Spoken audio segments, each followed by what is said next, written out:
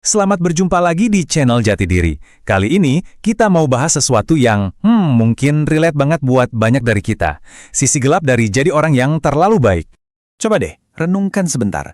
Pernah nggak sih kamu ngerasa hidupmu itu kayak kursi di ruang tunggu? Semua orang datang, duduk sebentar buat cari nyaman, terus ya udah, mereka pergi lagi. Dan kamu tetap di sana. Selalu ada, selalu diam. Tapi, apa pernah ada yang benar-benar nanya, kamu capek gak sih nopang semuanya? Kalau kalimat itu rasanya nusuk banget di hati, mungkin obrolan kita kali ini memang jawaban doa kamu.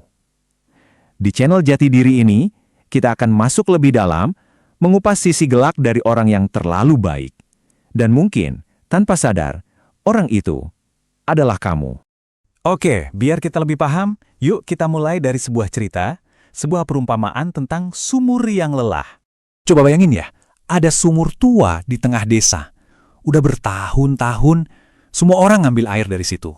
Buat minum, buat masak, buat bersih-bersih. Dan sumur itu ya, dia nggak pernah nolak. Nggak pernah bilang cukup. Tapi, suatu hari, musim kemarau panjang banget dateng. Airnya pelan-pelan surut, sampai dasarnya mulai kelihatan. Nah, orang-orang langsung panik. Mereka pada nanya, loh, kok sumur ini nggak kayak dulu lagi sih?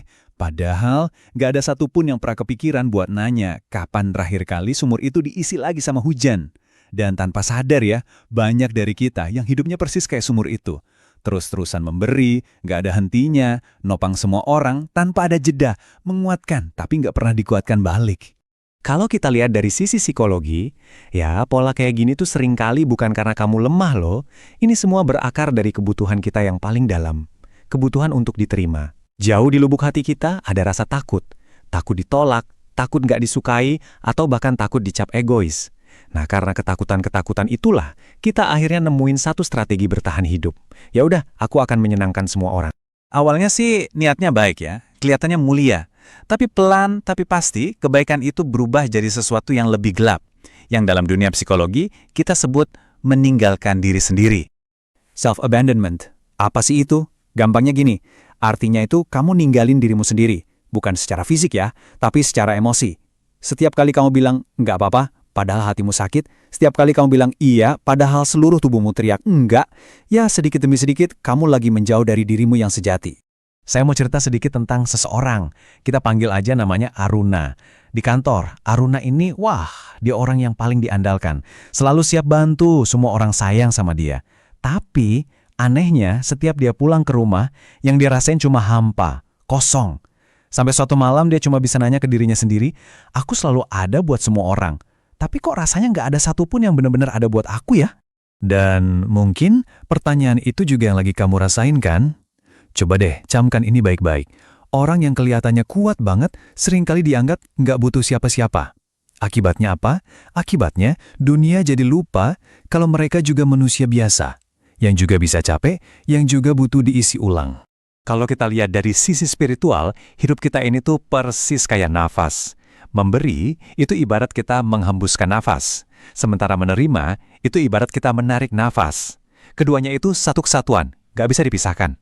Coba bayangin, kalau kamu cuma terus-menerus menghembuskan nafas, tanpa pernah sekalipun menarik nafas lagi, apa yang terjadi? Ya, yang tersisa cuma kelelahan jiwa. Jadi pertanyaannya sekarang, gimana dong caranya keluar dari lingkaran ini? Gimana caranya kita bisa seimbang, tanpa harus jadi orang yang egois atau kehilangan hati baik kita? Nah, mari kita bahas jalan menuju keseimbangan itu. Ada 3 langkah sederhana yang bisa kamu mulai coba, sekarang juga. Pertama, namanya kesadaran.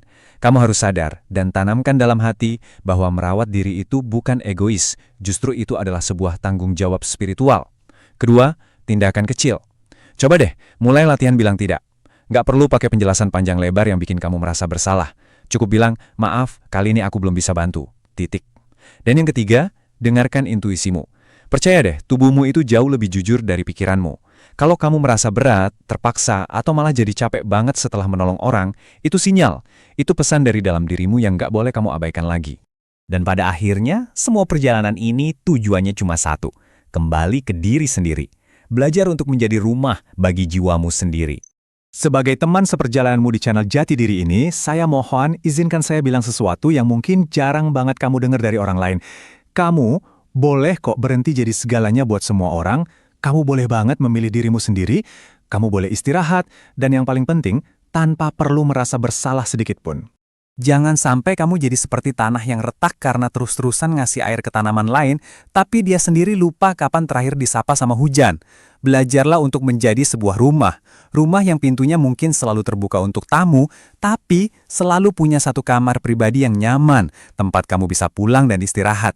Ingat ini selalu ya, kamu itu bukan cuma tempat singgah. Kamu adalah sebuah kehidupan yang utuh, yang berharga, yang sangat layak untuk dirawat dan dijaga. Jaga hatimu baik-baik, karena dunia ini akan jauh lebih indah kalau kamu ada di dalamnya dalam keadaan utuh. Terima kasih telah menonton. Berikutnya kami akan upload video-video bermanfaat lainnya. Agar tidak ketinggalan, Anda bisa bunyikan lonceng pemberitahuan. Sampai jumpa di lain waktu.